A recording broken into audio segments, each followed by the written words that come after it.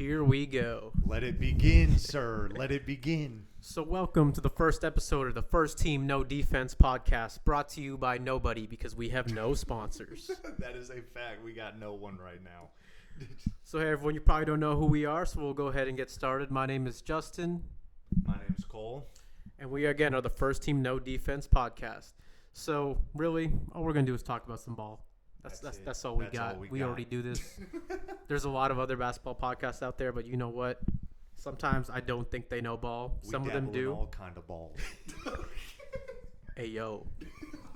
Hey yo. Pause. But all right, we're gonna get into it. Before we go, I think there's a quick disclaimer. We are both NBA fans. We have our own biases, so if you hear something that sounds outrageous, it probably is. And you know what? We don't care. The faith's got to be strong. You know, it's blind faith at some points. That's what being a true fan's all about. So that's what we we're got to talking keep about. it. Yep. So first and foremost, my name is Justin. Again, I am from Dallas. I am a Dallas Mavericks fan. I am a diehard fan. I've been through the rough times. I remember when we had Gal Meckel on the team, so you can't ever say I'm not a real fan. See, I don't know who that is, bro. I don't. The Yogi Yogi Ferrell. Ferrell, Indiana. Yes. Mm-hmm. Real hoopers know Yogi. Gave him a 10-day contract because he hooped for one game. Mm-hmm. We were there through the Rondo days. Let's just not. Let's segue into your teams, man. Let's not. Next topic. Cole, you want to tell everyone about yourself and your fandom? Oh, God. Well, there was a time when I used to say this with pride, but my name's Cole. I'm a Warriors fan. And right now, all I know is heartbreak. It's been a tough few months. Playoffs were rough. We weren't in there. That was difficult. Never dealt with that before. And we'll get more on the Warriors later. Just know I'm hurt right now. Cole, I'm suffering. I'm gonna say this in the most respectful way, but shut the fuck up, bro. You just watched you watched a dynasty happen. You don't know pain. I know. Our best player outside of before Luka came, our best player outside of Dirk was Monte fucking Ellis. So Ellis, he hooped, bro. Don't talk about pain. JJ Barea. I'm just saying you had a good time. Let us reap the benefits for now. We also had some bullshit going on, but it was a nice run while it lasted. But we're in a new era, big fella. We are in a new era. Super teams out here, not even super teams, but. I think that the state of the NBA in general it's changed so much over the last year. Like it has. I don't know. The Western Conference has always been dominant, but I've never seen it like this. No, this is ridiculous. Even all the way like it's been the past couple years. Like teams fighting for the play-ins. We got Steph and Braun in the play-ins, bro, trying to get into the playoffs. I mean, and we'll get into that too. Just like the state of those teams and the older generation kind of hanging around, but. In general, I thought the West was a gauntlet last season. Looking at this season, and we'll get into recapping the last season, free agency, the draft, and all that. But it's looking tough for any team. Again, as a Mavericks fan, we just came off the finals. It was an awesome run, but looking at the West this year, I don't know, man. I have no idea who's coming out. It's not guaranteed that y'all get back. I mean, with all the Minnesota got a lot better. We'll talk more about that, but I feel like there are a lot of teams that got better. So. The East isn't no joke either now. We got Philly cheesesteak P out east, big. All right. Let's go ahead and get into it. So I think first let's recap a little bit of last year. And we won't. And it's free agency's already passed, the draft's passed. Let's not spend too much time on last season. We want to focus on what's ahead. But yeah, Mavs Celtics, man. I wanted more, but what I got, I liked what I saw. It just seemed like PJ was kind of burned out. I mean, you go in, Lively's injured a little bit, messed up. It's tough. And then Kyrie just couldn't seem to get going for the first couple games. It was a little rough, big fella. I mean, I think playing in Boston in general is something that, 11 straight losses against Boston since he left? He's in his own head. But honestly, looking back, I can't complain about the Mavs season. Most people didn't even have us in the playoffs. I think that was ridiculous at the time too. Just looking at the state of our team. Yeah. But if you just look at the roster that we had, outside of Kyrie and Luka, we were really excited about signing Grant Williams last year. That was a big pickup that you guys had that didn't really thought last. We had. Yeah, but what y'all transitioned into after that trade deadline with Gafford and Washington. Well, even though getting him, it was a sign and trade. We get a first round pick, and we thought Grant's going to be our enforcer. That's the missing piece we need, and he just was not that. He'd have streaks where it'd be a game where he'd hit a lot of threes and be like, oh, okay, this is what we want. And then we got reminded who Grant Williams is. Yeah. And, Boston fans would say the whole time, it's like, Grant's not who you think it is. And sometimes you got to listen to people who went through it. I know I've said that with several players as well. That's true. Who've been through the Dallas system who people were hyped to get. But, you can't complain. I think the big win of the season is Derek Lively. Agreed. I know we talked about this last season coming in. Like, you were talking about, Derek Lively's going to be a huge piece. And I'm like, I think he's going to be like a project player. I think it's going to take a while to get in. And then first game against Wemby, like, he showed impact. Yeah, immediate impact. There's definitely a factor of playing with Luka. Yeah. That's going to elevate your skill in game. But at the same time, you got to think I think him working under Tyson Chandler. Agreed. That helps a ton. Absolutely. I think that there's a lot of coaches who can play, like, for the type of player we need him to be. And, like, all year pre-draft workout, you'll see videos like Derek Lively can hit the 3-ball. We saw it in the final. He took only 1 3 all year, and it was in the finals. And the reason I don't think we forced that right now is just because, like, it's not what the team needed. No. But I would watch out, man. Watching the next few seasons, if Derek Lively adds it to his game, if he can become a true stretch big. Yeah. If we can find a way to leverage Gafford on the inside and have maybe both of them on the court at the same time. Personally, I do feel like he is better playing the 5, so I don't want to have it to where he's playing the 4 at all. But, it adds a dynamic to the offense, and I think that'll come in time as we add new pieces. But let's not spend too much time on the Mavericks right now. We'll get into it once we talk about free agency. Just kind of give a shout out to the Boston Celtics, man. Like, they did it. Yeah, from coming back earlier when they played the Warriors, and they came up short in that one, but it seems like they made all the right adjustments going into this one. Everything they didn't do in that first finals, they kind of cleaned up. And, of course, granted, they had the pieces for it. Drew Holiday, huge pit. That did win them the finals. Getting him for basically nothing.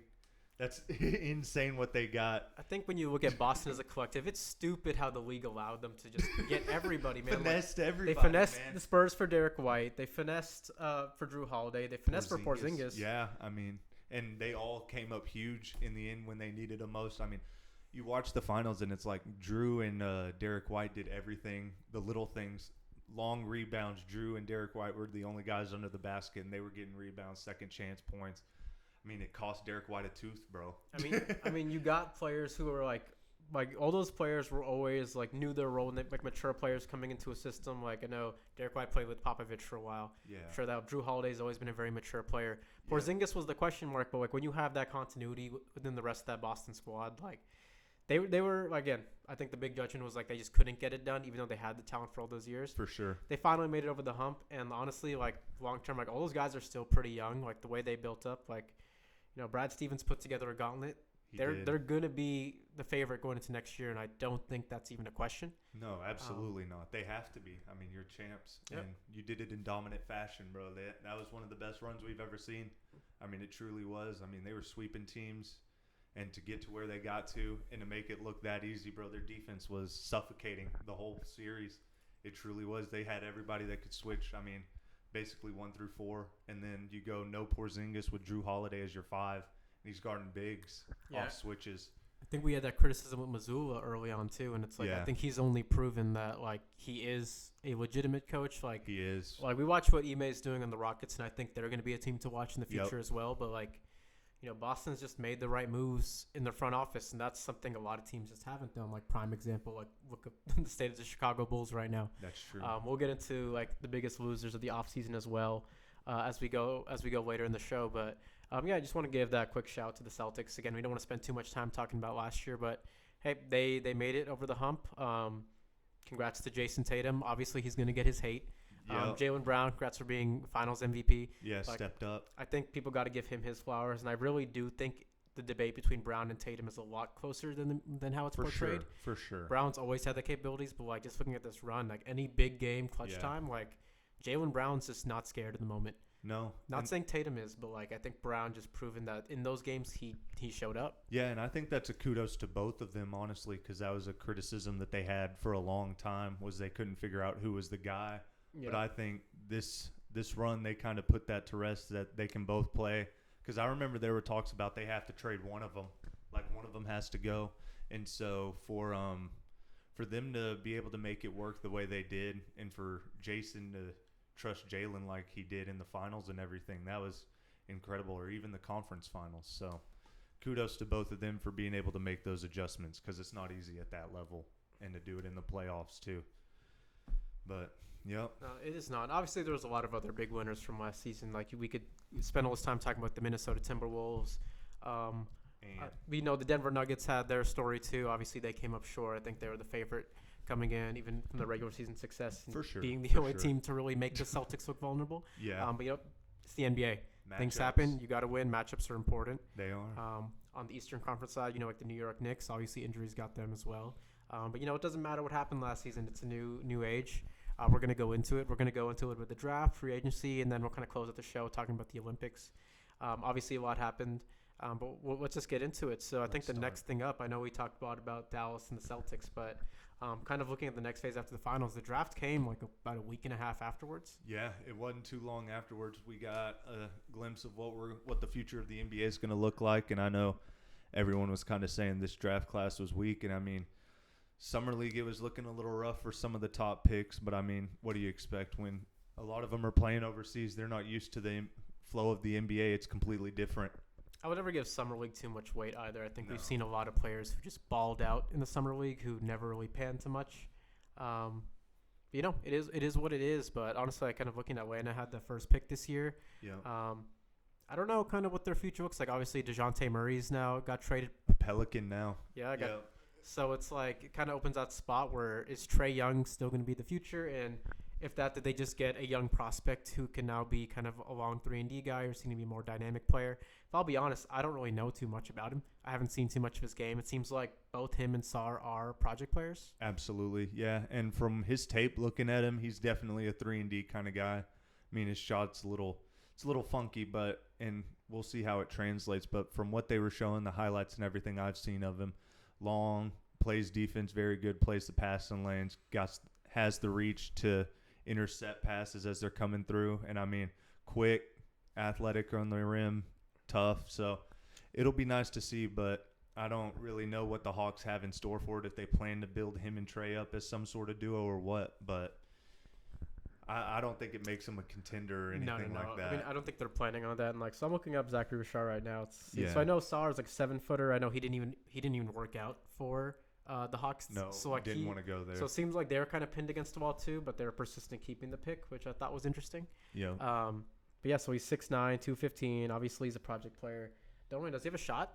I haven't really looked up too much of his game. I didn't. He wasn't making it in summer league, but then again, that could be rust. Mm-hmm. You don't know if he's been practicing or anything, or how his transition's been getting over here. But I mean, they said he can stretch the floor. I think I did see one highlight. His one shot that he made was a 3, or it was a longer shot, not around the rim. But other than that, I don't have much to go off of.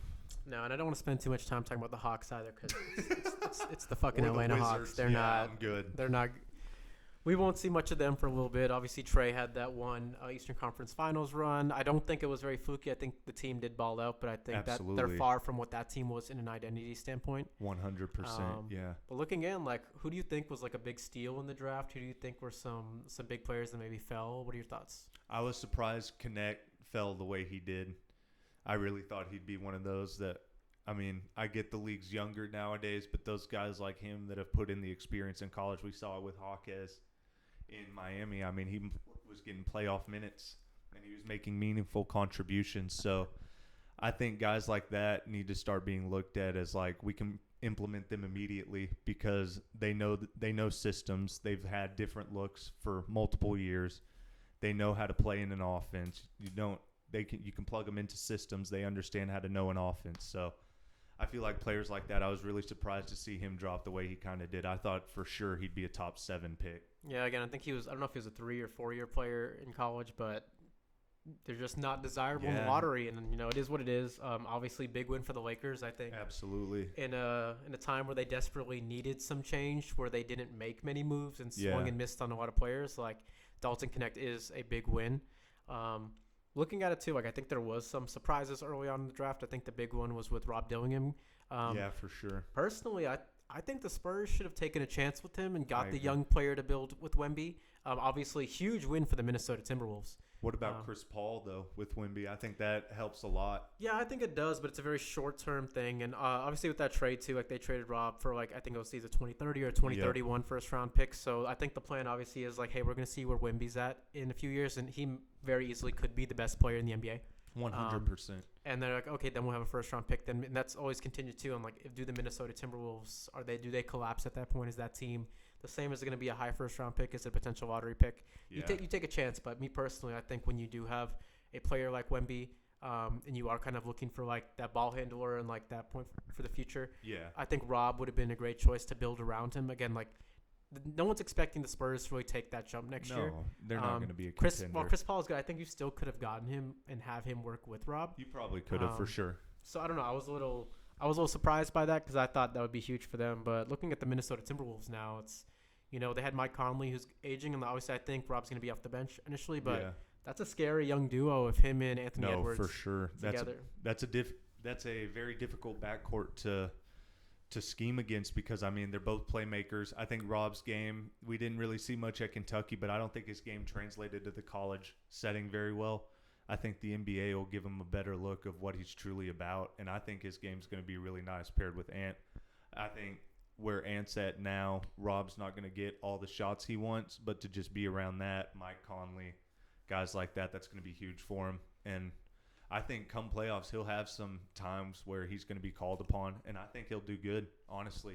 So, yeah, if history tells us anything about Kentucky point guards, it's that they succeed in the NBA. You can look at your De'Aarons, your SGAs, your Jamal Murrays, Tyrese Maxey, like. They all do, yeah. Those early lottery Kentucky point guards, like, watch out. So if Rob ends up becoming even a fraction of any of those guys, that's an all-star caliber player. 100%. Paired up with potentially the next face of the league in Anthony Edwards. Yeah, he's already made the leap, dude. The league's going to have to watch out. That's a dangerous team. And we can't forget they got the what's that one guy's is it Illinois that he played at or Syracuse? Terrence Shannon, yeah. No, Terrence Shannon. He played for Texas Tech when they were – I don't know if he was on them when they were on that championship run, but even then he was a monster for them. Guy who can just get his own bucket. He's we saw it in the tournament, dude. I mean, he was creating for himself. I think that's what they saw when they drafted him, was just a tall, athletic playmaker. And pair him, it's very young. I mean, you're looking at him, Ant, Rob. I mean, average age has got to be like 20, 21. So you can build upon that for years to come. And you got Cat still. Cat's young, too. We forget about that. So Minnesota's sitting good for a couple years to come now. I mean, you got him and Rob on rookie deals, too. So you can do whatever you want with them. You do. I'm not sure who they all lost this offseason. I know Kyle Anderson's no longer there. And honestly, I think he was a pretty important piece. He does have a playmaking ability that I don't think a lot of guys do have at that size 100%. And skill level. Yeah. And he's playoffs. He's been in the playoffs almost his whole career. Defensive player. Absolutely. Does the dirty work. And we saw it against your team. I mean, he was creating shots. Shot clock's winding down. He can get you a floater around the rim, a layup or something. He'll pull something out every now and again. So I'll live with a Kyle Anderson wide open three. I will be very upset multiple times this year at Kyle Anderson 3. So thank you, Kyle Anderson. Please fucking hoop. He's please. Basically Klay Thompson, bro. You're fine. No, absolutely. I see the similarities. It's the same player. Absolutely. UCLA, California, same. Washington State. They're close enough. They're all the same, drinking the same water. It's okay. Oh yeah. But yeah, who else was? Let's see. Who were you surprised at the draft that they fell a little bit? I wouldn't say surprised, but I think it was a huge pickup. Is Jared McCain to the Sixers? You like him with Maxey behind running the second unit? Well, you got to think he's not running the second unit. They brought back Oubre, so Oubre would probably be running that second. So like McCain will probably starts, run as a doesn't he? Not with Paul George in the fold. Okay, that's true. So like there are going to be some changes on that team. I don't know how they'll run the starting at the 4, but like from what I see, unless they do run kind of like a lot of wings out there. But I don't know. I think McCain is a very mature player in his game. 100%. Like obviously you make fun of him for the TikToks whenever. Like I watched this kid in high school. Always been a hooper and a baller. I watched 100%. Him at Duke. In big games, this kid shows up. We saw him in the tournament hitting big shots. I mean, he can create his own shot. He does the right thing. He plays at his own pace. He has a very smooth shot, and honestly, he plays very confident. I think the confidence in this kid is like something to not overlook. Could it be another Brunson type? I see the build. The build's kind of similar. So actually, I think he said like Jalen Brunson's like his favorite player. But like I don't know, Brunson. That's a reach because Brunson, like I I was a big Brunson guy even when we drafted in the second round. I loved him, and I think Rick Carlisle kind of held back his potential a little bit just because Rick Carlisle and rookies have so here's my fucking grievance with Rick Carlisle. On the Mavericks, he would never draft in the first round. He'd always want the older veterans, never play the young guys. He goes to the Pacers, and it's just, I don't know. I feel like we're constantly using it. Their fastest paced offense. I mean, it did he made it work with Halliburton as his main option. I mean, he surrounded him with young guys. I mean, you have Obi Toppin actually contributing meaningful minutes in playoffs. Like, I never suspected that at all. And Carlisle got it out of him. So, new era in Indiana for that. But it's a young team. I think they signed Siakam this offseason as well. So, they'll run it back. I honestly, the East did get stronger, so I don't know if they'll be a big contender. But, let's stick on the topic of the draft for now. Yeah. Another guy who I'm very frustrated got drafted was that the Celtics were able to get with the last pick, Baylor Shireman. Baylor Shireman is a hooper. That's that sniper from Creighton, if you don't remember. I don't remember him. Okay, the light-skinned kid? No, he's white. Oh, see, I don't see. He's a perfect Boston Celtics player. Yeah, I don't know. I mean, they're gonna make a Pritchard out of him. I mean, he's lefty snipe, absolute. I remember just watching those Creighton games. We both went to Arkansas, so I remember some of those games against Arkansas. This kid will pull it from dang near half court, really, and just drill it. Very extremely clutch, even in the tournament. I'm pretty sure it was the Oregon game in the clutch. Baylor Shireman's the guy who hit that big turnaround shot. His scoring ability is untouched, and honestly, I don't expect too much from him right away.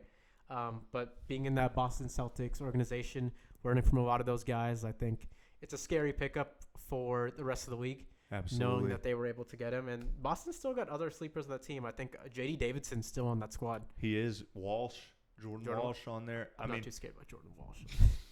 He's not the guy guy his who puts game, fear. I mean, defense. I mean, he's long.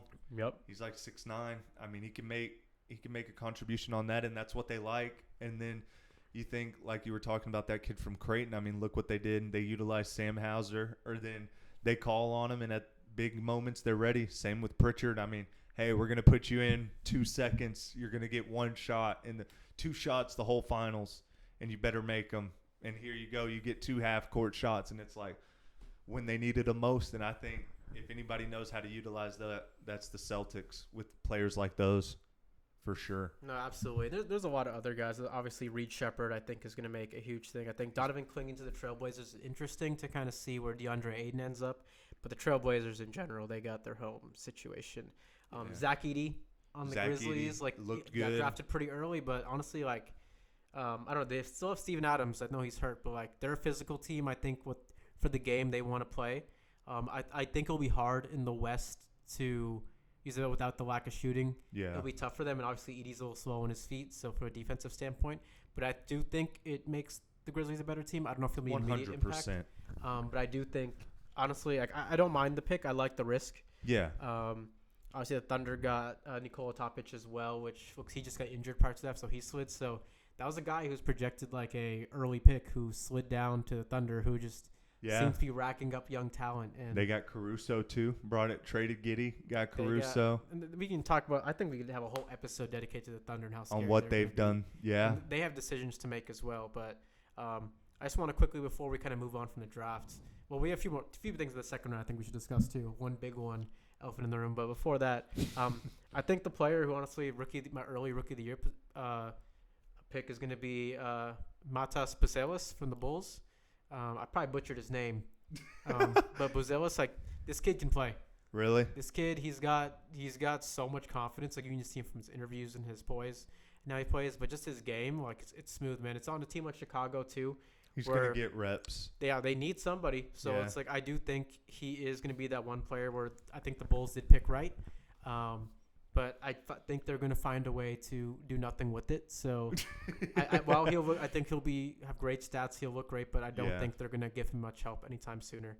But what about you? Who do you think is your early rookie of the year prediction? Early rookie of the year, honestly, I think Connect could do it, man. I really do. I could see him coming in. They needed a 3-point shooter on the Lakers. I think they plug him in immediately with JJ. That's only going to help him as the coach. So I think Connect gets some Austin Reeves type minutes. We could see him getting 11, 12 points a game maybe. Not big minutes, but 20 a night. and I think he could give you 11 to 12 off that. Good shooting splits. Then as long as he doesn't get embarrassed on defense, I mean, why not? Yeah, no, it's a good point. And also, I think that's a solid pick. Like, I think Reed Shepard's another one that could definitely stand out there. That Rockets team is very interesting. Once we get into like the offseason moves, I definitely want to spend some time talking about them as well. For sure. But kind of moving on, second round. I don't want to spend too much time on the second round of the draft, but Gotta bring it pick up. number 55. Number 55, so Bronny. I don't think anyone's surprised that Bronny got drafted. I think there was like the argument that some teams may just pick him just for the leverage play on Bron, but like obviously Clutch Sports did that thing where they're calling teams discouraging. Like, again, I don't think any team actually wanted him per se. No. He clearly struggled in the summer league. He did. I don't think anyone should write off Bronny right now, but at the same time, I do think from his situation, it is so much pressure that kid's under. Oh, we can't even imagine it. I don't know. Did he is this what he even wanted to do? Maybe he wanted to return to college for. I personally would have stayed another USC. 100%. Work on your game. Obviously, you had like cardiac arrest before this. Like, you didn't even have a full season of college. So it's like, is this rush into the NBA where clearly the media is going to be a factor? Like, there's no, like, you can't control that. Like, they're obvious. You're LeBron's kid. Yeah, and I think he's prepared for that. Especially he's been Bron's kid. The spotlight's been on him. I mean, we were seeing his mixtapes on Ball His Life when he was in 4th, 5th grade. So, I mean, we followed him his whole career, basically. And, I mean, I feel by now he's kind of suited for it. I was surprised that they chose him just because they had to know the scrutiny he was going to be under by them drafting him. But I don't think we can predicate anything off Summer League just by watching him in these games. And I think he'll have a few flashes here and there throughout the season, but he's definitely a developmental player. Like, they're not expecting. No, for sure. Honestly, like, I think my expectation is like primary, like in the G League for the majority of the season. And if he does play, it'll be garbage time minutes. He'll get for the cameras with him and LeBron out there. But, if he does end up making a big push, like, good for him. But like, if you look historic, I think the last 3 number 55 overall picks, like, all of them are out the league. Yeah. So it's just like it's tough. The NBA is so competitive. There's so many guys who are coming up. But it's tough. But honestly, again, this isn't the Bronny show. This isn't the LeBron show. So this is first team no defense, and Bronny's the defensive player. Bronny does play. Dude, we don't support that. No, we do not. Threes from half court. That's all we want. Offense is the only thing. Mm-hmm. But in all seriousness, let's move on. Obviously, right after the draft followed free agency. I think there were some big signs that happened that we definitely need to talk about. There was some heartbreak that happened. If you're a Warriors fan, you know what I'm talking about. Let's start there. Let's talk about the Warriors. What are your thoughts on? About it. Before we talk about the departures, let's talk about the arrivals. Who do you like? What is something you like coming in? And then we can talk about obviously what you don't like. So, at first I was skeptical on the Kyle Anderson trade. I was like, what the heck are we doing? And, of course, the players we do trade away, we don't get anything for, but that's beside the point. Bringing him in, playoff experience, that's huge. And I think he can help the young guys like Moses Moody and them. I think Moses has taken a step every year. He's been in the league. So I like that. But other than that, man, my team didn't do crap. I'm pissed. Dunleavy, you fucked us. And that's all I have to say. Oh my God! Did Bob Myers foresee this? 100% Bob. He got the analyst job right before this stuff happened, and I can understand it. I have to respect it, but man, Dunleavy, what the hell? I mean, we basically got a roll of toilet paper for Chris Paul, and then for Klay Thompson, we let him go for a shoebox and some shoestrings with no shoes. So I'm not really sure. I think that's crazy. You had Chris Paul and Klay Thompson and got 1 second-round pick? That's it. We didn't get anything that moves the needle. We kept Andrew Wiggins. I don't know. The Wiggins thing is odd to me. Like, obviously, I think there's some the personal reasons why he's been out. Like, we don't know too much about that. It could be something very serious, so I'm not going to say too much of that. But his game overall, as far as coming off the 2022 championship, well, we thought he was going to be in that big jump he put. He just regressed all the way down. We gave him $100 million. You gave him $100 million. You paid Draymond. So the money is tied up. You guys, I think we're already deep in the luxury cap.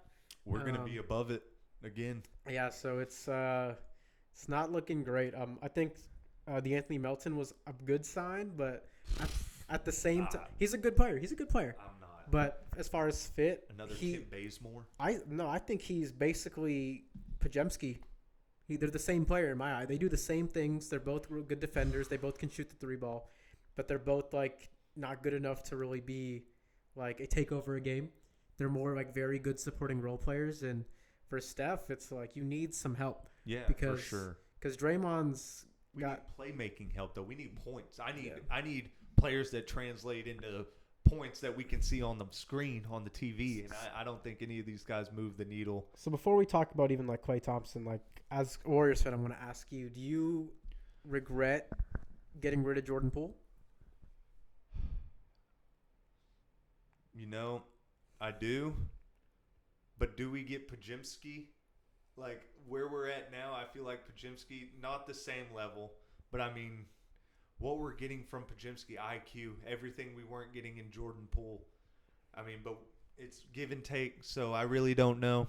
I do miss Jordan Poole a lot sometimes, especially in that second unit. Oh, my God, this year it was so tough to watch when Steph wasn't playing. And that's been our trouble every year is when Steph's not on the floor, who's going to give us points. And that's the problem we're still having. So, yeah, I do miss Poole for that. As a whole, I won't say NBA media, but like at least NBA Twitter, like the recency bias is switched. So the amount of slander on Jordan Poole after this year, it's like, let's not forget he went to literally a poverty franchise in the Washington Wizards. They've done nothing. Even when Beal was on there, what was Beal did like? Whenever you go there, it's like, I think in general, like obviously I think he got a little, like he has his own thing where I think he needed a structure to succeed, which for sure playing with the Warriors helped. 100%. Like I don't think the Wizards are going anywhere with him, but like I think it's like he's getting paid at least. Like that's the one silver lining for Jordan Poole as a player. But yeah, I think he needed the Warriors, but like the Warriors also kind of needed that dynamic, shot playmaking ability with him. Obviously the shot creation.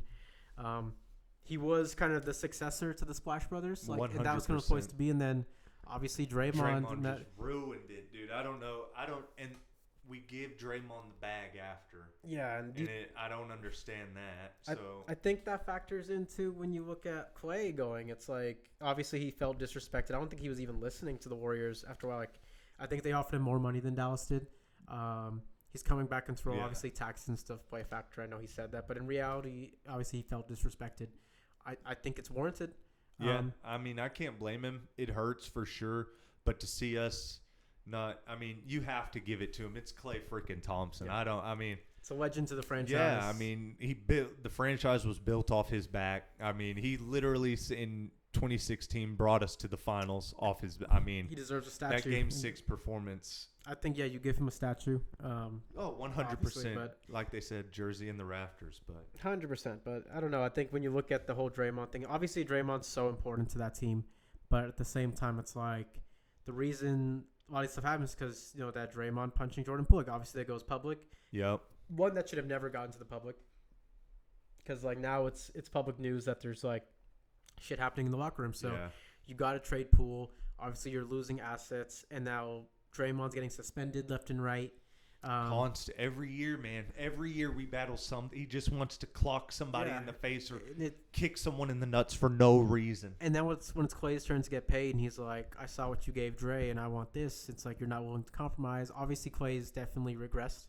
There is regression. I think it's 100% clear. And I think a lot of it, too, is just the way Klay Thompson's been playing. Obviously, you've watched more Warriors games, so you can speak to it. But from the games I watched, it's like he's forcing a lot more like those 100%. shots in his mid-range. Like while he – back in the day, I think he could have done that. Like, that's just not his game anymore. And I think for him to be the most successful is going to be really kind of to embrace, that spot-up shooter role.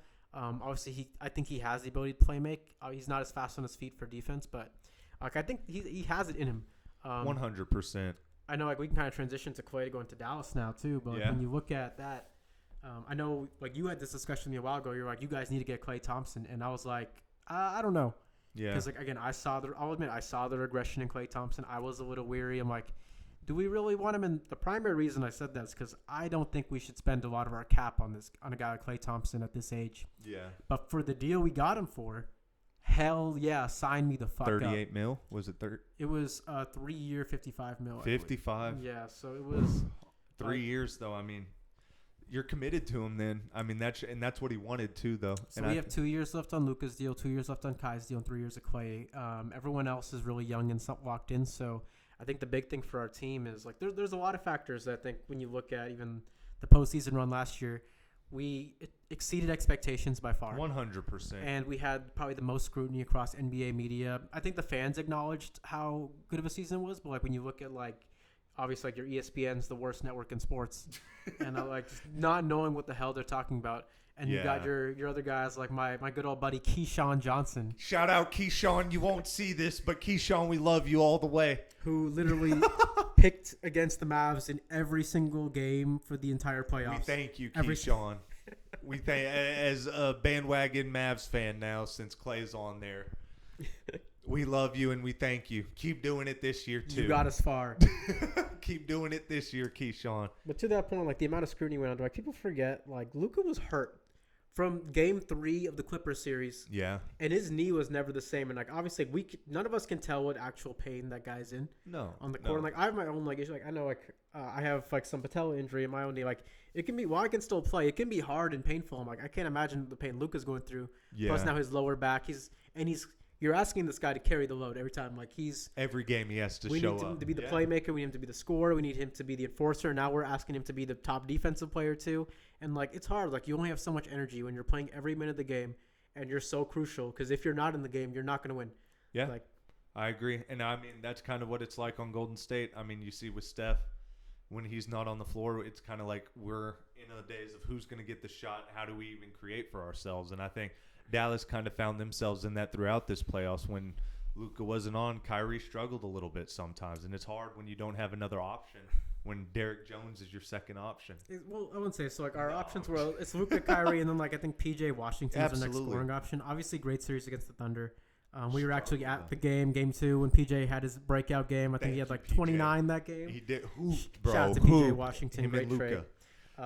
But in general, I think Jason Kidd's really established a defensive identity of our team, something that's been missing. And if you look back a few years ago, like that team that went to the Western Conference Finals and we beat the Suns in 7, like we had bums on that team. Dorian Finney-Smith was a player that we said is too much to give up for Kyrie Irving.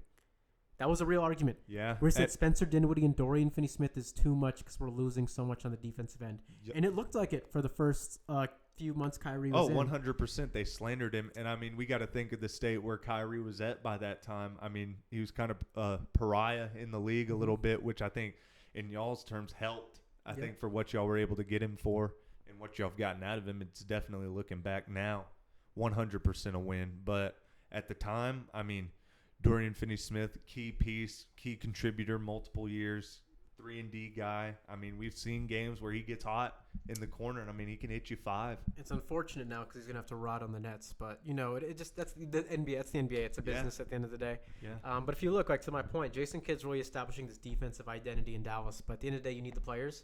When we signed Grant Williams, I think that was one of the big things we wanted from him was to like be that defensive enforcer, and he's just not that guy. He wasn't. Plain and simple, he's not that guy. Hit water falling out of a boat either. That didn't help. I don't think the team liked him. Like honestly, I don't think Luka and him had much issues. Like I think Luka actually liked him. I think him and Grant actually have a good relationship. But like, I think like he has his own antics, and obviously we don't know. But I think that it would have been okay if he was hooping. But the fact that he was like getting cardio. I think he just has like a personality to him, which can be like. It can be good and bad in the locker room. If you're winning, I think it's a good energy to bring. But if you're losing and you're playing really shitty, like it can rub people the wrong way. And I think that's what was happening. I could see that. But credit to Nico Harrison, man. He saw really quick. He's like, okay, let's just cut our losses with Grant Williams and move on. And we flipped that, brought in PJ Washington, brought in Daniel Gafford. To heavy criticism, too. Yeah. I mean, they kind of went under the rug. Gafford did, for sure. Everyone, I mean, like, obviously we're Arkansas guys, so we seen Gafford. We knew, like, we from, talked like, about it, yeah. Just, like, a size standpoint, like, what he can bring. Like, he's just a presence in there, like, which is something we've been missing. Absolutely. But now if you look into this offseason, some moves we made, it's like, I think we 100% got better. It's like people are still – no debate. There's still the argument that, like, defensive side of the ball, we had a big loss. Obviously – coming in, Nico Harrison was saying our top priority is going to be we want to re-sign Derek Jones Jr. And that didn't happen. Partially, I think that would have happened if Derek Jones Jr. didn't change agents. Like, so I don't know if you're familiar with the story. I did not know this. So he changed to Clutch Sports midway through, and I think there was something in the contract where he couldn't sign for like 15 days after free agency. Yep. And like, I don't think we were willing to wait that long because like we have other moves to make. We got to continue. Yeah, so I mean, we basically just said, you know what, we can't do this, and we got Najee Marshall, who I think was a great fucking pickup. I don't know if you watched a lot of Pelicans games last year. I did not. I'm sorry, Pelicans fans. I'm sorry. Brandon Ingram, I love you, though. Always have. That's it, though. He has. From the Lakers, he was always high on Brandon Ingram. But yeah, Najee Marshall's he's a great defense. I think he's going to be like that POA defender. You can even say him guarding some top players. He's usually guarding the best player on the court whenever he's in. I know he's an aggressive player too. Like I think there was a game scene he got ejected for fighting Jimmy Butler of all people. I mean, you like to see that though, tenacity. And he's he can shoot the 3-ball pretty well. Obviously, again, the defensive I think is the big thing, and he's young too. And I think there is an effect with playing with players like Luka Doncic. Yeah, 100%. To where you are going to be better just by being in that environment where you're going to get wide open looks. Absolutely. So big pickup with Najee Marshall. 1 second, guys. I'm going to fix the camera.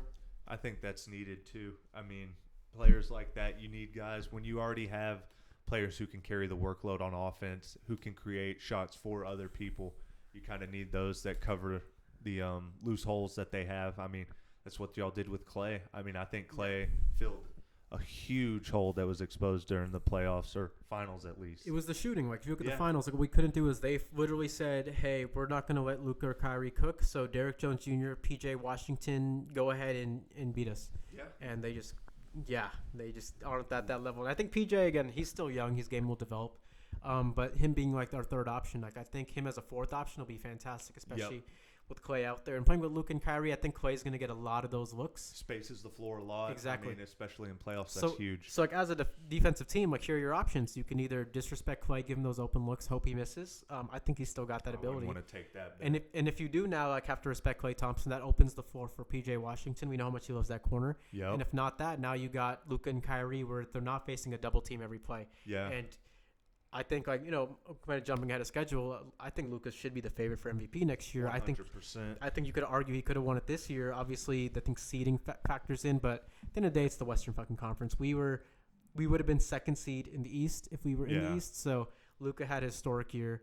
Probably, I think, statistically the best year, I think, almost since Michael Jordan. Bro. It was like the numbers he was putting up were video game. I mean, we saw him put up 70 this year. I mean, there's a gap between Luka and other players in the league. Like, if you look at it, it's like I think you have like your Luka Doncic's, your Nikola Jokic, your Giannis, and then everybody else. Yeah, I'd agree with that. I mean, there's just certain players. And that was the conversation going. I won't spend too much time on it, but him and Ant in Minnesota in their series, I think there's a lot of disrespect coming Luka's way, and I think he shut critics I think critics should have been quiet after that series because I don't think it was close in terms of what Luka was showcasing versus Ant that entire series. Nobody picked us. Everybody picked the Minnesota Timberwolves. They picked Anthony Edwards, and Luka Doncic showed clearly who the best player on the court was. I agree. Obviously, Kyrie did his thing too. But again, let's stick to the free agency topic where, again, Klay Thompson, I think, it's a huge addition. Obviously, I do have some worries on the defensive side of the ball. Again, not having Derrick Jones as that POA defender. It's going to be interesting to start if Klay does start, where who's going to be that guy? Because you have Luka, Kyrie, and Klay. Like, is that going to be a defensive issue, or are we going to have some schemes, or is somebody going to step up? I think, honestly, let's just see how it goes, and we'll figure it out. But I do think the Mavericks should be definitely consideration to win the Western Conference next year. And I think if you look at the players we lost, like, kind of write them off. Like, Tim Hardaway Jr. was a liability for us. Yeah. Anyone who watched basketball and went through the Tim Hardaway Jr. experience knows. Knicks fans know. Everyone knows. I don't think the Knicks fans even know, man. Like, when they had him, like, he was a decent player, but, like, over these last 3 years where he was just so streaky and, like, he had this green light mentality. Yeah. Where it's like some games he looked like, okay, this is our second best player, and then it's like, what the fuck? Yeah, some of the shots you'd get walk-ups multiple times at bad times too. Like, hey, we haven't scored in 5 possessions. Tim, we don't need a walk-up with the full shot and he'll clock. take on, like, defender right in his face, and it's just, like, very poor shot selection. Yeah.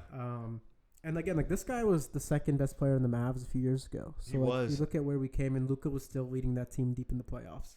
Yeah, all the way to the conference finals. So I mean, Tim Hardaway Jr. actually got injured that year, and we got is there a question that was Tim Hardaway Jr. That was kind of the thing this year too. When he got injured, was they were kind of hesitant to bring him back into the lineup. I mean, he fell out of the rotation completely. Yeah, literally. And for the better, honestly. Have fun in Detroit, man. Yeah, Get you a Ford. Good luck too. You'll have plenty of opportunities to shoot the rock over there with Cade. But yeah, then we brought in Quinn Grimes for him, and Quinn Grimes, like, honestly, I know he took a step. I know he took a step down the Knicks, and like Knicks fans will talk about how he doesn't have a shot. But, like, again, there's the thing with playing with Luka and Kyrie where you're gonna have a lot more open looks. I do like the potential in Quinn Grimes, obviously even from the Houston days. Like, this kid can play. He's athletic. He plays defense. I do see the potential. Like, we lost Josh Green as well. I feel like Quinn Grimes and Josh Green are going to make the same player. I think Quinn Grimes has a little higher IQ. Definitely, you see some flashes of playmaking ability, smart passes when he attacks the paint, which I think that's very good that he can attack the paint on the Mavericks too. So if you look at the total outs, like we lose Josh Green, Tim Hardaway Jr., and Derek Jones Jr. But when you bring in Clay, Najee Marshall, and Quinn Grimes, like 100%, man, we got better. Oh yeah, no debate. We addressed everything we needed to. Yeah. And I think the big thing is like, can we stay healthy next year? Because obviously that's the biggest factor. Yeah, 100%. And I think we have potential to get back to the finals, man. It'll be hard, but when you have the best player in the world, and obviously people may disagree, but in my opinion, with my bias, which I stated I have earlier, Luka Doncic is the best player in the world. He's my favorite player of all time. I'm not saying he's above LeBron. We love Dirk. Dirk got us a ring, but I think me kind of living like I never got to see the young days of Dirk. I'm getting to see Luka from beginning to end, and since first team All-NBA since his second year, like we saw him get drafted, the trade for Trae Young. Watching this guy is magic, and I get to watch every Mavs game, and it's a pleasure to watch you, Luka, and we'll miss you when you're gone. So we're gonna enjoy the days when you're here, and hopefully you can bring us a ring. The Luka Doncic experience is one that I'll never forget. Obviously, you had that with Steph. Yes. Same effect. Oh my God. Sometimes it doesn't, like, I'm going to ride with this guy for, it doesn't matter how bad he gets to. It doesn't. Yeah, no, you have to. I mean, when your franchise gets players like that, you have to take advantage of them. And I mean, people got it for Dirk, Luka. I mean, you were there when he got drafted. We saw the trade for Trae Young. And I mean, I'd say both teams won out now, but I think that Dallas got the better end of the deal. And to see where he's at, I mean, the impact is insane from where he's at now. No, absolutely. So let's try to move on from the Mavs and Warriors now. So go to some of these other teams. So like we could spend all day going team by team, but like I'll just say we go ahead and talk like Cole, I'll ask you, who do you think was some of the biggest winners of free agency? And let's try to just kind of run through these. Biggest winner of free agency. I mean, Denver getting Russ recently. I know we hated Russ after what we saw with that Clippers series against Dallas. That was disgusting. I mean, almost tore Luka's shoulder off. So, but I think he does help him a little bit in terms of like, you're not going to be asked to score.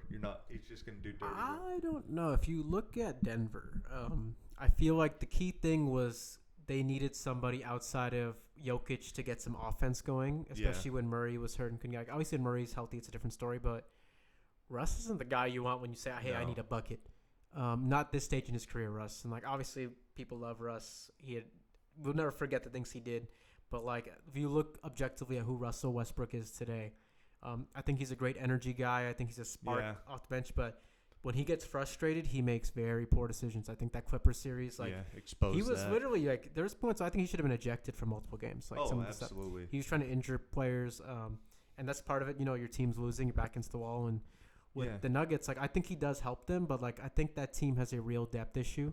That's true. Still, I think they had a big win in the draft when they drafted Holmes, but I think. But also like that kid tore his Achilles in this like first game of the summer league, so it's like that was one of the big pickups you guys got. He's no longer there, gone. So it's tough, man. That's the league. Philly too. I mean, we got Philly now, playoff P as he's called, as he calls himself. I don't know if he's really playoff P, especially after this last playoffs, but I mean, Sixers sign him. I mean, that's a big pickup in the East. I think that kind of shifts the dynamic. Of course, the Celtics are the favorites, as they should be. But, I mean, does that kind of separate them from Milwaukee a little bit maybe?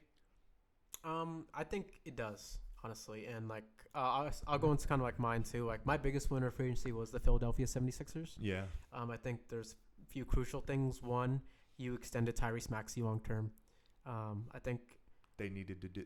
I think Tyrese is so essential to that team, and like the step up he brought this season was monumental.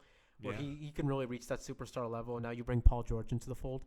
100%. I think what that does too is that ensures that Joel Embiid will be there for the long term future. Yeah, you know, because I think a real argument could be if they couldn't get it going, Embiid could walk out. Obviously injuries and stuff as well he had this year. And you can make your own criticism about Joel Embiid. He's still a phenomenal player. But bringing that in, you can get true continuity with the team. You kept Kelly Oubre. You brought in Jared McCain from the draft, who I think is one of the more mature players coming in, Absolutely. who can fit straight into an NBA offense, and he's not expected to start. He won't be expected to be in heavy minutes. No. But you got guys who can make plays. And I think who they lost was D'Anthony Melton, who was injured most of last year. Yeah. Anyway, so I don't think it was a massive loss from what you had. I think Paul Reed got a lot of experience with playing time, just with Embiid being hurt and everything too. So maybe he takes a step up. But I do think it's huge for the Sixers, especially in the Eastern Conference, where again the Pacers were the team who made the Eastern Conference Final. I don't think we see that happen again. So I think the big players in the East now, and again the next winner I think is like the New York Knicks with bringing in Bridges. Obviously, that was huge. Obviously, they basically sacrificed the future for win now, but you have to, I think, when you have players in position. Brunson taking that pay cut was big. Re-signing OG Anunoby. Yeah. Like that, there's a lot of big moves the Knicks made. I think like financially they are tied up like where this is going to be their unit, but they're a young team. I think they got their guys. They like their core. I think it's going to be interesting what they do with Julius Randle. So I think they're going to give him a chance this year, but I would honestly. I think after this year, if it doesn't work out, we could see them move on. I think you can move on in the trade deadline. If there's interesting parties. But I mean, we've seen Bridges take up a scoring role. I mean, there was a span where he was averaging over 20 a game. I think it's going to be hard to move him with this contract. But like Julius Randle has shown us, like even though he can be an all-star caliber player in the regular season, we don't know what we're getting in the playoffs. For what you're paying him, you need contribution in the playoffs. And who knows? Maybe he proves us wrong now that his role is diminished and it's a really defensive-centric team. Obviously, Thibodeau and his minutes and wearing down players. But we'll see what happens, honestly. But the Villanova Knicks, I think letting Hartenstein go, too, hurt. Yeah. That was Thunder. He went to the Thunder. That was huge. Thunder slept on. I think Thunder got to be second to Philly, maybe even above. The Thunder are the present and the future of the league, and it's scary for everybody else. I think the Thunder are going to be the number one seed this year. They got better, dude. I don't know how they even did it, but getting Caruso and Hartenstein with Chet is huge, dude. We saw Chet. He was getting abused a little bit. We saw it in the Dallas series. Here's the one thing I think they will figure it out because I think they're a well-managed organization. But like immediately, like I don't think you play them both on the court at the same time. I mean, probably not during the regular season, you want to get some reps with it just because going into the playoffs it could help. And I think rebounds are huge, and it definitely shrinks up the court when you have Hartenstein and Chet in at the same time. I do think Chet is not a 4. Like I think a lot of people are thinking of Chet being like a stretch 4 with his 3-point ability, but I think the one thing Chet brings, which is his best asset, is the rim protection, and he is a true 5. Absolutely. Which is why Isaiah Hartenstein is not a 4 either. No, so it's like I think you can use it a little dynamically in lineups, but like to be their best selves, I think Chet needs to be the guy who's playing the 5 position. So again, I think they are a good enough organization to figure it out. I think Mark Daigneault's a good enough coach to figure it out. Again, I still think they're a very young team. I think J-Dub can take another step up this year. Oh, yeah. And I think that team can be very scary. Even they're very deep. I think Cason Wallace is going to take another step up. Again, another guy who they're just like, how did they get this guy? How does he slip in the draft? And then the next few years, they have Nikola Topic, and then the mountain of first-round picks. For years to come. I mean, for like 4 years, they have straight first-round the end of the lottery picks. There's only so many roster spots, so it's like you gotta do something with these picks. You can't just hoard them all. So Sam Presti didn't make any moves last offseason. Obviously, getting Gordon Hayward was a negative in a way. Yeah. So they got to make a big swing. Obviously, they have the ability to. So it's just will they? That's the question. The league kind of punishes you, though. We kind of saw that with the Warriors. I mean, if you grow your talent, they don't really want you. I mean, they kind of penalize you for it with the tax and everything when you have to pay those players come when their contract's up. So, I mean, they're definitely going to have to choose who they want to keep around J-Dub. I mean, you got to keep SGA.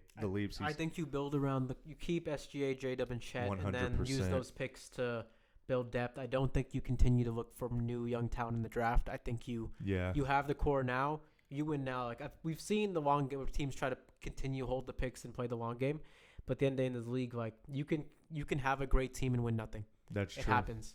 The Los Angeles Clippers for a long time were like that before times. Paul George and Kawhi. Those Chris Paul, Lob City Clippers, couldn't do anything. Then recently they couldn't do anything. There's plenty of great teams in the league who couldn't do anything. So all you gotta do is win once to make it worthwhile. But if you don't do that, then it's a failure. Yeah. Look at the Oklahoma City Thunder. Even their first run, you had Kevin Durant, Russell Westbrook, James Harden.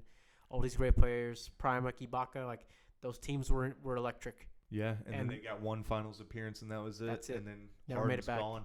That's it.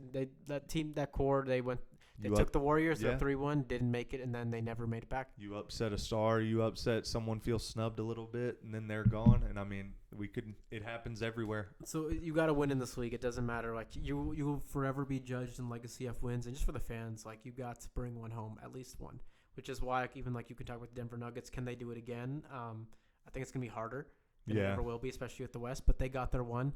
You can argue it was a very easy route to the ring. Like Nikola Jokic has never beat a 50-win team or didn't have to play a 50-win team in the playoffs. That's true. Which is Lakers nuts to me. Yeah, which Lakers is nuts. were really not a matchup for them. But I mean, like, it's tough, man. I feel like only a handful of teams are really fighting for a championship. You only get about 4 or 5 teams that are really looking to actually win. So But in summary, again, I think big winners, the Mavericks, obviously, the 76ers, the New York Knicks. Thunder. Thunder. There are definitely others out there that we're missing. I think also a special shout to the Sacramento Kings. You brought back Malik Monk. You brought in DeMar DeRozan. Like, you're going to be a pretty good team. In the West, again, that was kind of what their piece is just that ability just to score. I think De'Aaron's going to take – I know De'Aaron kind of took a step back this year. I think he gets back to rhythm. Sabonis is a great player. Sabonis took a step forward, though. So, I mean, if they could figure out how to match. Keon Ellis is a great player as well as a defender. They have Murray. Yeah, Keegan Murray is a sniper. So, it's like we can't count them out either. No shot. They're always. But let's go into like who we can deem potentially as potential losers of the offseason. There's a few. I have a few in mind as well, but I think the one that's the most popular is talking about the Los Angeles Lakers. Yeah. What the hell did they even do? That's what I mean. We got some good Instagram pictures. We got a lot of coverage. I mean, Rob Pelinka. We signed JJ off a podcast. Hey. We got Bronny for 3 years. That's a fact. And you got JJ. We know the podcast was not a job interview, but yeah. Anyway, you paid a 40-year-old man $50 million. You kept D'Lo. Terrible. Max Christie. I don't know. Like who they didn't do anything. Like the Lakers. Yeah, I don't. And where the West, where teams got better, and you already were like a play-in team, I think you definitely like. They did nothing. They did. I mean, aside from Connect, I really don't know. Like signing D'Lo blew my mind. I for sure thought they'd get rid of D'Lo. Yeah. I don't think they extended D'Lo. Did they? I think they just didn't get. I think they were just trying to give him up. I think they were just trying to ship him off, and he didn't. Well, to not get Clay, I for sure thought they'd get Clay. Didn't get him, so they didn't really get any better. League got better. LeBron, we saw the age happen with LeBron a little this year. There were some points where, of course, he's going to look great. He's going to get you 25, 8, and 8 in his sleep. But I don't think they took any pressure off of him to where he has to play 100%. Even the Phoenix Suns got better, and they're a team like the same, but like the Lakers did less than them. They did did less than them. Which is like, what are you guys doing? Especially like we don't know how much longer of LeBron we even have. Like obviously signed 2-year deal, but what type of LeBron are we getting? It's gonna be 40, bro. It's gonna be 40. Like what can you actually expect from him? Like obviously like, he can still be LeBron, but at the same time it's like if he's not, can you really blame him? Like no. What do you get come playoff time? Does he play? Do you sit him 70 games? Do you get him to a 65 to where he can get all the first team, second team award? Like what do you do with him? Let's look at the state of the Western Conference. Like can we name 10 teams better than the Lakers? I think so. We have the Denver Nuggets. They're better. 100%. We have the Minnesota Timberwolves. They're better. Dallas. The Dallas Mavericks are better. The Oklahoma City Thunder. They're better. The New Orleans Pelicans got DeJounte Murray. They're better. The Sacramento Kings we just talked about. Better. I think they're better. Obviously, maybe you could argue those two, but I think it's pretty clear that they're 100%. better. The Phoenix Suns. Phoenix Suns are better than I think the they're better. Yes. Who else are we missing? That's already 7 teams. That's 7 teams. The Los Angeles Clippers. I think you could argue the Lakers. Kawhi, yeah. Because I'm not going to bank on Kawhi's health. That's true. So it's not any better with LeBron. The Clippers are one team that fell. Yeah. Who else do you think? Who else was playing last year? Who was in there? Shoot. So maybe so right now, from naming those teams alone, I think we're missing some, but they're sitting at the 8th seed. The Houston Rockets are a team we got to watch out for. They were 9th seed. They were almost made an 8 They were seed. chasing, and then they added a new dynamic scorer. I think Amen Thompson's going to be better this year. So much better. He looked really good close to the end of the season. Jalen Green, obviously, the jump Oh we my saw gosh. from him. Cam Whitmore, Whitmore. Reed Shepard. Jabari Smith looks really good. Smith. Yeah, he's lots of It's a reps. scary team, man. That team, and then I think Ime Udoka He's a very good good coach. Proven he's a great coach. So I think the Rockets, obviously, like you have the argument even for the Golden State Warriors. I know they had some losses, going to be tough. But I could put them and the Lakers as like the same type of caliber of team. They're going to hang around just as they were this year. I mean, just off Steph and LeBron. The Memphis Grizzlies. Oh, Ja Morant is back. He I think we forgot how good Ja Morant is. He was in conversation. He was Ant Luka level before. When you look with even like the small sample size of games Ja Morant had when he came back, electric, and made that team so much better. They got Gigi Jackson, who was like a young player who got a lot of reps last year, who looks really good. Yeah. I think what's his name, Roberts is back too. They have talent on that team. Desmond Bane's still there. Jackson's actually getting to play his position now too. Exactly. Like I think they're gonna be scary too. So it's like there's about 11 teams we named. And, like, I think the Lakers are in the pool with the 11, but, like, that's 11 teams. I mean, that's tough, man. So LeBron's, of course, going to get you there, but are you going to be in the play-in, and then is he going to have the energy to get you through the play-in, and then first round, are you just going to get swept again? It's a lot. Yeah, so the Lakers, good luck to you guys. Lakers fans, I'm sorry. JJ Redick, good fucking luck. I know. Man. And to JJ, like, obviously. Good fucking luck. We love JJ Redick over here, but at the same time, you're a first-year coach. What can you actually expect from a first year? It's tough. Like, when have we ever seen a rookie coach actually be so successful outside of, like, Steve Kerr, who inherited a great team? Yeah, or, like, I mean, Joe Mazzulla, what? Didn't he make the inherited a championship caliber team. So like I mean, that's the common theme between both of those where it wasn't the case. Yeah. So I don't know. It'll be tough. It's gonna be interesting to see, but let's kind of keep moving on. I think for me at least, another team which was had a really weird offseason to me was the Toronto Raptors. If you look at some of the moves they made, they extended Scotty for like $225 million.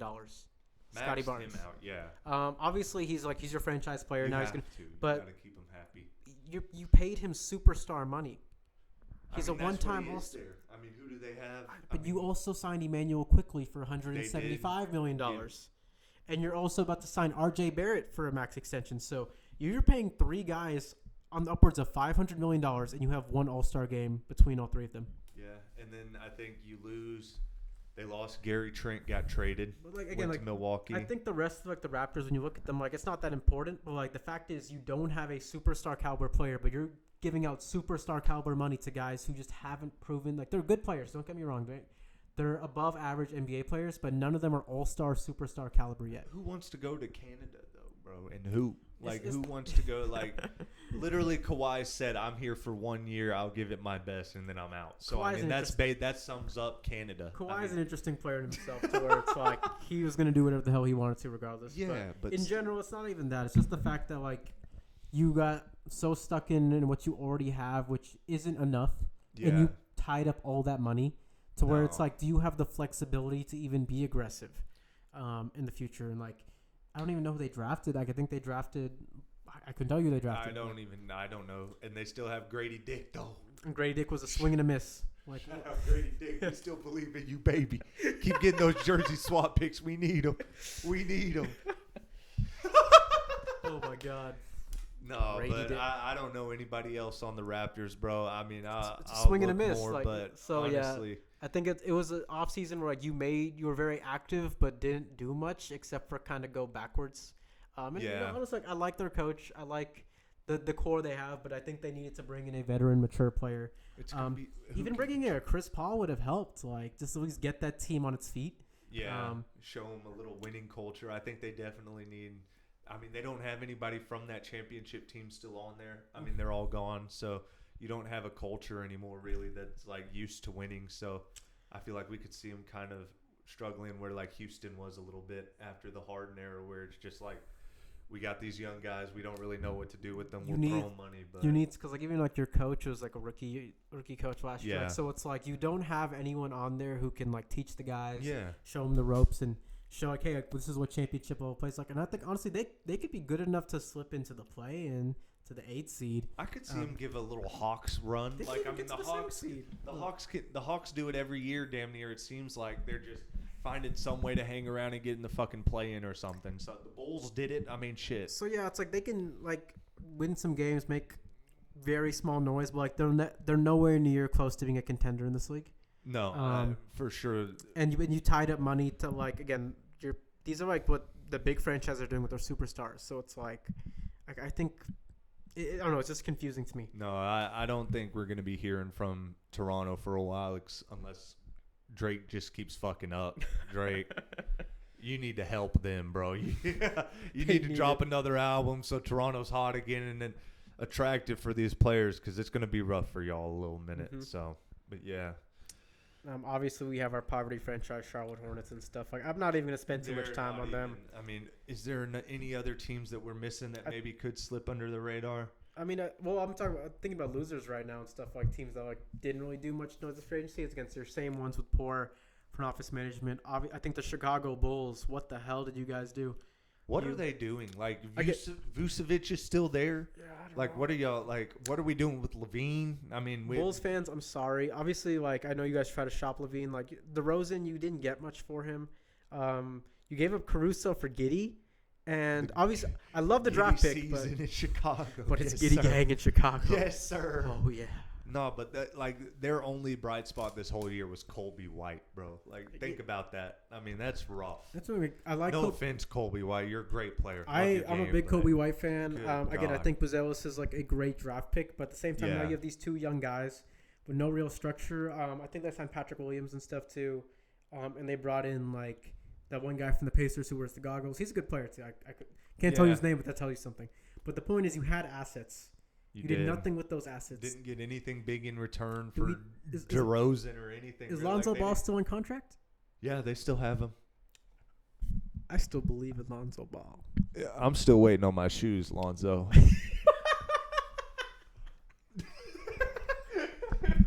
I ordered those in 2017, Lonzo. At this point, I'm going to just pull a LiAngelo Ball and just go steal my shoes, bro. Oh, my God. I'm still waiting, Lonzo. I need my ones, bro. I need my ones. But oh, my God. Speaking of Lonzo, man, it's like I think he's still got the ability. I believe in Lonzo Ball. I don't believe in Lonzo Ball's knees. No, his knees about as useful as a toothpick holding up a cylinder, bro, or a building block. I don't know, something. Because his knees are made of silly bands or something. Lonzo, your training staff, whatever you got, whoever's working on your knees, you need to get rid of them. He had I think it was like an MCL transplant. Oh, like someone gave up their MCL. They just need to give him a bionic leg at this point. Hey, Adam Silver, is there any way we got a player with a surgically repaired knee here? We need, bro. He looked so good too. He was just starting to get back. Shot was looking good. He was contributing. Hey, we're rooting for you, Lonzo. If you do get healthy, we have a place in Dallas for you. Dante Exum can go. We can bring you in. We'll always be better. No offense, Dante Exum, but Dante. I saw you play until the playoffs. Then get your game together. Get some fucking confidence back. Dante could segue us into that Australia team played the Giddey team played the supercharged USA team. We almost got beat by the Giddey Nader, bro. It's because USA was bullshitting. And we'll get into the Olympics here in a sec. Let's just completely get off the offseason. Like, I think the only other big signings, obviously, Donovan Mitchell's back in Cleveland. I don't know what Cleveland plans to do. I didn't see that coming, They didn't move Jared Allen. They haven't moved Garland yet, so it's like, I don't think they're going anywhere. I think Orlando made some good moves. They signed KCP. They gave Franz the bag. Threw the whole bag at him. And they're going to have to give Paolo the bag soon, too. So it's like, I think they're going in the right direction. I like the culture they have there. I like what they're doing. Suggs is still a free agent, though. He's not. No, I think they have Suggs for another year. So. Really? Yeah. So, okay. So they'll be okay. And honestly, I think they're going to be a solid team. Jonathan Isaac's getting better every year. Yeah, when he's healthy, yes. When he's healthy, yes. So for them, it's like, I think you're going to have to make a push for a big player soon. But they're going in the right direction. Miami's, I think, going in the wrong direction. Another big signing that I forgot to mention earlier, Philadelphia 76ers got Caleb Martin. Caleb Martin, huge piece, good shooter, playoff tested on my. You got a proven shooter now. Yeah, I mean he can go hot and can give you 20, bro, any night. A little, I'd call him a better Batum maybe. because I think they lost Batum. I think Philly got rid of Nicholas Batum, kind of shipped him off. But I think Caleb Martin, scrappy on defense as a dog, dude. Bringing that mindset from Miami. I mean, what more could you want? I like him on that team for sure. Yep. And I think, again, so let's try to wrap up off-season stuff now, too. Like, the Bucks didn't really do much. Pat Bev, we miss you. We did the biggest signing Pat of the Bev. summer. Congratulations to Tel Aviv. You got one. You got one of the ones. Real Arkansas, we know, bro. We know what Pat Bev's about. We love you over here, Pat Bev. Please don't show them cameras or do anything outlandish because they will shoot you, bro.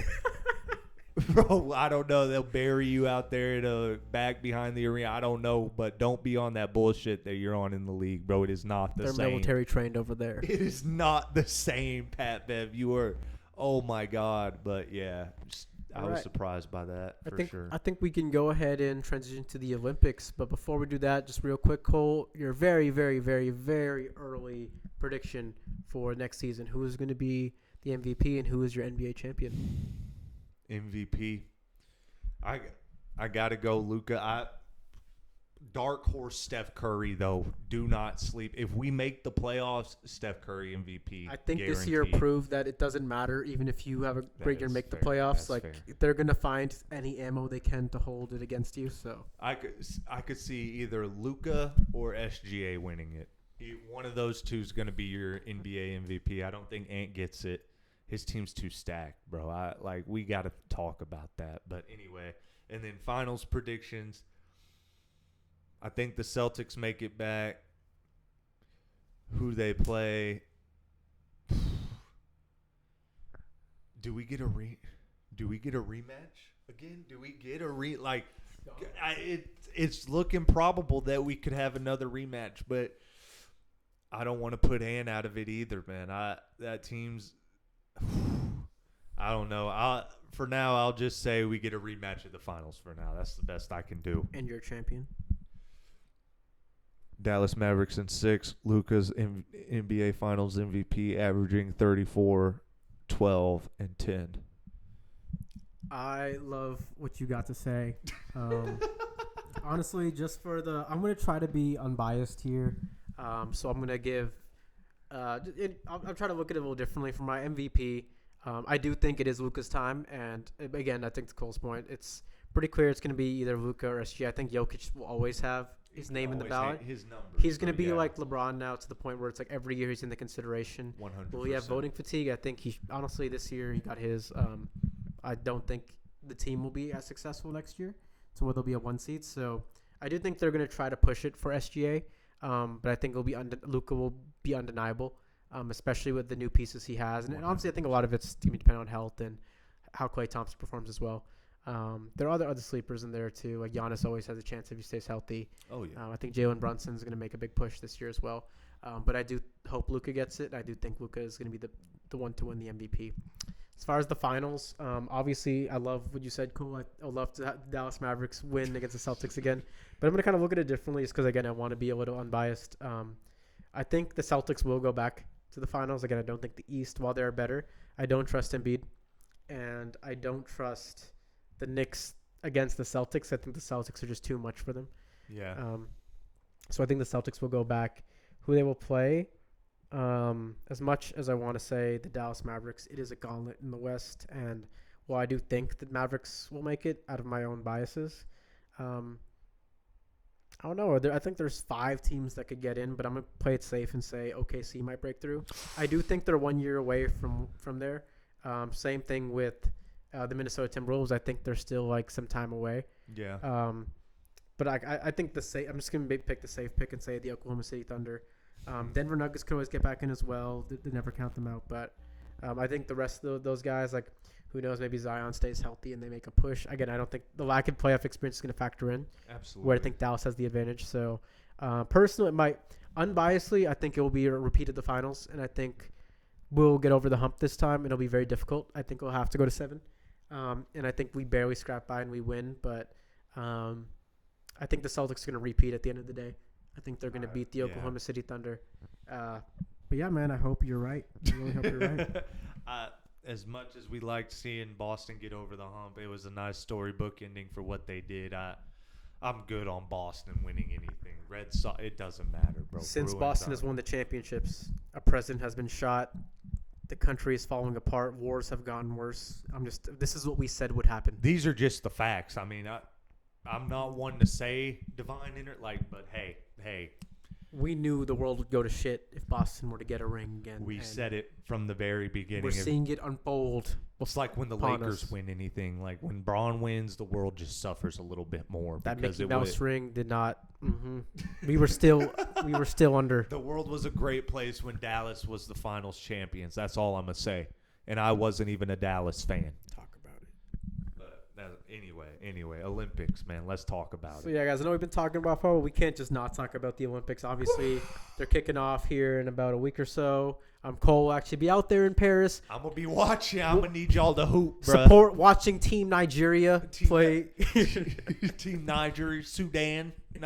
I support my brothers out in the Sudan. You know, we fuck with y'all. For real, though, I don't know which game he's actually going to. I don't either. I'm gonna just be there all day. Much as I would love Slovenia to make a run and watch Luka Doncic, I'm very happy that they didn't qualify and he can get the rest he needs because that man is hurt and he visibly looks hurt. So I think it's good. Obviously, you can have Greece and Serbia. Tenacis, you mean? Don't say the other one. We don't care. Sleeper for Tenacis. For player of the world. Yes, sir. But this is Team USA's Olympics to lose. 100. Got to be the heavy favorites going in. This is like anything less than a dominant victory is a failure, I feel like. I don't. It shouldn't even be close. And what's got me a little worried, I don't know. Yeah, we're rusty, but for it to be a 6-point game against the Giddy Naders in Australia, bro, what are we doing, bro? Like, I'm not too worried, honestly. Again, they have a few. They're gonna just like those games. They don't count. I think the team's just figuring out schemes and stuff. I think they'll be fine. Honestly, I don't really see any adversity. Even if a player goes down, I think they're fine. Embiid's doing Embiid shit, flopping around the court. Looking for calls, bro. Missing everything. Getting bodied by Dwight Powell. Dwight Powell, we've always known you were a real hooper. Us here, biggest fans. We love you. Every day. Maxi Kleba, Dwight, the real Twin Towers. The real ones. But yes, I feel like the only team that could give us problems is Canada. And Canada's good, man. That's a good team. Even then, I don't see it really being a problem, bro. I mean, our size is ridiculous. The lineups we could put out there. I mean, we could have Steph and Ann in the second team and just go Braun at the 1, Tatum, and then it doesn't. There's no matter. shortage of talent. No, bro. It so deep at every position. It's like to start AD or start Embiid is a good problem to have. Yeah, I'm just gonna say that. That's. And then you got one of the guys low in the bench is Bam Adebayo, and it's that's a monster to have on the world stage. Drew Holiday is Derek he White. doesn't even have to score. Drew's strictly defense, which Derek White just makes in the corner, makes some shots. Yeah, you have Wardell out there for the first time. Is this Wardell's first Olympics? Yeah, this is his first Olympics. That's nuts. He's turned it down a few times, and again, I'm happy that we're getting to see him. Yeah. But yeah, I think again they're going to be so dominant, and they should be, and I hope we kind of get it to that same kind of talent as we had in 2012, where they just steamrolled everybody. 2008 as well, where you had those Kobe, LeBron, D-Wade, Harden, Carmelo years with Kobe just playing defense the whole time. They're just having fun out there. So that's what I hope to see. Honestly, I look at it as it's gonna be more fun. Again, national pride. They're gonna win. If they don't win, then don't come home, bro. Don't come home. Just stay wherever. Just become citizens somewhere else. Defect. I don't know what to tell you, but if we don't win, do not come home, bro. Please do not come home. For your just have your family fly out. Braun needs to get a private plane or something, but it shouldn't even be a conversation that we have of us losing, bro. I mean, we're too deep. So I saw this thing. I watched some of the videos and the YouTube reels and stuff for the NBA, and they asked a question to some fans, and they're like, who do you want on Team USA to take the last shot? So before I tell you kind of where the popcorns were, I'm going to ask you first. Out of everybody on Team USA, who do you want to take the last shot at the game? Who would I want to take the last shot? Who would you want? Steph or KD. And I know KD's hurt, but I mean, taking the last shot is Steph or KD? For me, I think it depends what look you're going for, but it's Steph Curry. Steph Curry's the answer. 100%. That's the right. Like if you, inside, outside, it does like clutch player of the year. Like, bro. I mean, let's not forget who he is. No. So it wasn't fans they were asking. They're asking players. So like players and some young guys. Like I know Cooper Flag was in there too. Popular one like LeBron was a very popular one. Yeah. I get it, but I'm not taking LeBron over Steph as the last shot. Unless you're taking like a hard drive in the paint trying to get a foul. Even then, I mean, if you're trying to get a foul, I want Bron. Free throws. Do I want Bron shooting free throws? I think Bron's more likely to get the call. But then the other one was Anthony Edwards. I get it, man. Like, and I love you, bro. Your game's exciting as hell. You're cold, but bro, like, what is going on with the like? When did he just become like that echelon of like we're just gonna disregard everyone else and it's just like he's the one. It's like, bro, he's not better than Luka. I know it's unpopular to kind of say now because like everyone loves Ant, but like I remember last year like they released like the list of like the best players and Anthony Edwards was 12, and at that time I was like, what? Like I think they're gassing him, and I got proven the hell wrong because Anthony Edwards definitely proved he's a top 10 player in this league. 100%. But I still, again, like I think there is a jump between him and the Stephs, LeBrons, KD's, like even Luka. I think there's a bigger. I think the gap is way bigger than that. Like between the Luka and Giannis's, like I think that's fair. Luka, Giannis, Jokic again. Like there's a massive gap between him and the rest. Like obviously Ant's got the ability, but like switch teams put Ant on that Mavs team that went to the Western Conference Finals a few years ago. That's true. Do they get there? Do they even get there? But yeah, I don't know how I'd feel about. I mean, Ant's confident, so of course you're not afraid of him taking the last shot just because. I mean, he can get good looks and he can score at all three levels on the floor. But I mean, with who we have on the team, the experience and everything, for him to be the go-to option to get you a last-second bucket with the fate of the country on the line, I don't want that. I'm good on that. First Olympics, fate of the universe. Fate of the Iguodala. So you know. Never forget. Shout out Maxi K. But yeah, bro. I think Steph has to be your go-to. It's one of those things where it doesn't fucking matter because any of those guys can get a fucking bucket. It shouldn't come down to it at the end of the day. No, all those guys can get a bucket. It's bro. Take your pick. Yeah, it's take your pick. Like, how do you want it? It's death by 1,000 cuts, bro. I mean, like our team, it should be like the '92 team where we're playing the people they picked up off the street when the other countries were picking up those dudes out that were working on the pyramids in Egypt, out in the desert, out at the black markets and stuff, bro. That we need to make it look like that, where it's not even close, where they're at the bazaars and they're getting called up to their country's team, and we got LeBron who's eating 3 meals a day. These niggas are just eating scorpions and worms and shit, bro. I'm kidding. But yeah, bro. As far as I see a dominant path for the USA to get the gold. And I don't see why we shouldn't. Even if our whole starting five got injured, we should still be able to. Yeah, and honestly, I don't think we need to even spend too much time on this. Like, I think we'll see. And then by the time we do our next episode, the Olympics should be wrapped up. We're going to be taking a little break because Cole will be out of the country at the Olympics. Obviously, this is the first episode, so thank you all who did tune in today. I know this was a long podcast. Slowly but surely, we'll get there. We will. Appreciate you guys for tuning in. Before we end this show today, Cole, one last thing. Obviously, we're still in the offseason. We have a long time till the NBA season is upon us. Want to know, like, who are young players that you're really keen on to watch, or who do you think is going to make the biggest jump into next year? Potential most improved player, or just somebody who nobody either knows about or is talking about who you really like? I mean, who can take that next step? Let's see. I see J-Dub potentially out in OKC. I could see him.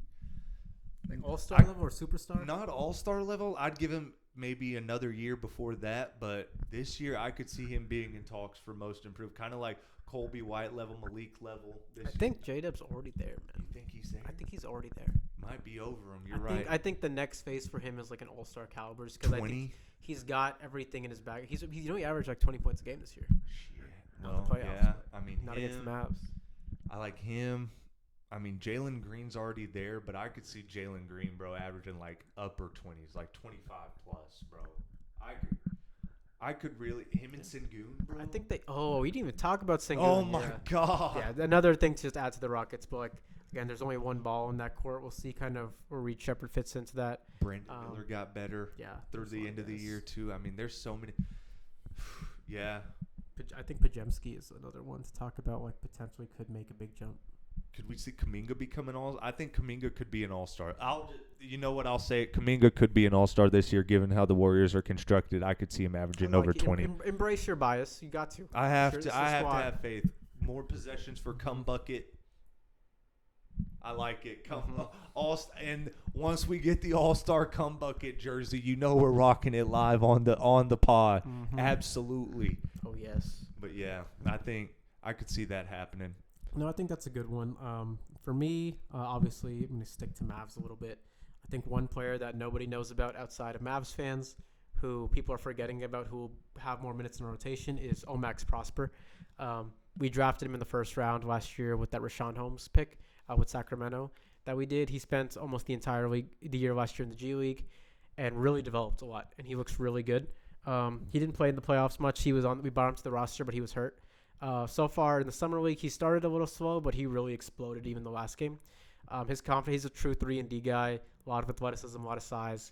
I do think he is going to kind of morph and fit into what we had with Dorian Finney-Smith, hopefully something that can replace that Derrick Jones Jr. effect. Yeah. I don't know if it'll happen immediately. Obviously, he's still I think he's only 20 years old, 19, 20. Got to get reps, so he's going to get reps. But I think he's a guy, obviously another guy is Jaden Hardy. I think he showed glimpses of playmaking in the playoffs last year that I didn't know he had. Confidence is what he showed a lot of. I know his shooting ability, scoring ability, and confidence he always had, but that playmaking is that was new. And I think playing under Kyrie is perfect for a player like him. I was scared we were going to trade him because he is one of our best assets, young assets. Yeah, somehow kept him. So there is young continuity to come, and I think he will be an interesting one to see. Can he take that next step? He is going to go under a contract year soon, so I think he has to take a next step if he wants to really get paid. Yeah. Or else we may lose him. But I'm rooting for him. I'm a big Jaden Hardy guy. But I think those two players, I don't think they're either of them are going to be near most improved player, but I do think they are another dynamic towards our team that can really elevate the squad and really make some noise in the league. Most improved player, though, I don't know. There's a plethora of guys who maybe can deserve this award and who can get it, but Malik got snubbed. We could see him finally win it.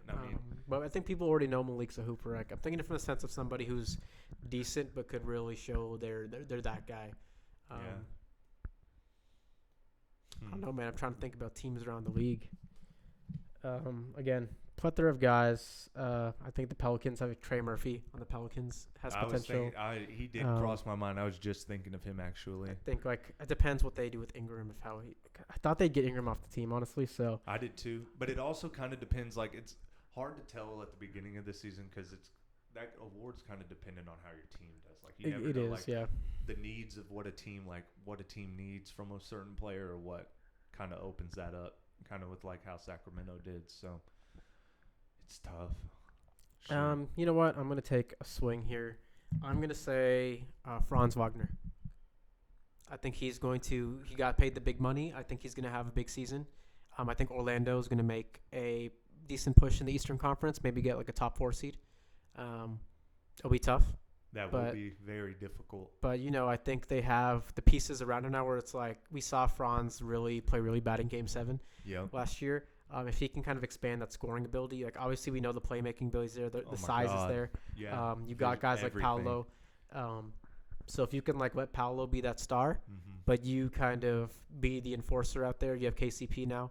I think they got a chance. So my pick is going to be Franz Wagner. The Magic. Well, all right. We'll call it there. Alrighty, man. Again, thanks everyone for joining today. This is the first episode. It's going to be a little sloppy. Hope we will improve. We'll get some better equipment as we go forward. Stick with us. First team, no defense. That's right. If you're ever in the area, that is the same name as our team name. We are multiple-time Rec League lower division champions. So show us some respect. The Taco Bell All-American salute. All right, persistent. Thanks, everyone. Have a good episode. We'll talk to you guys later. Yes, sir. Peace.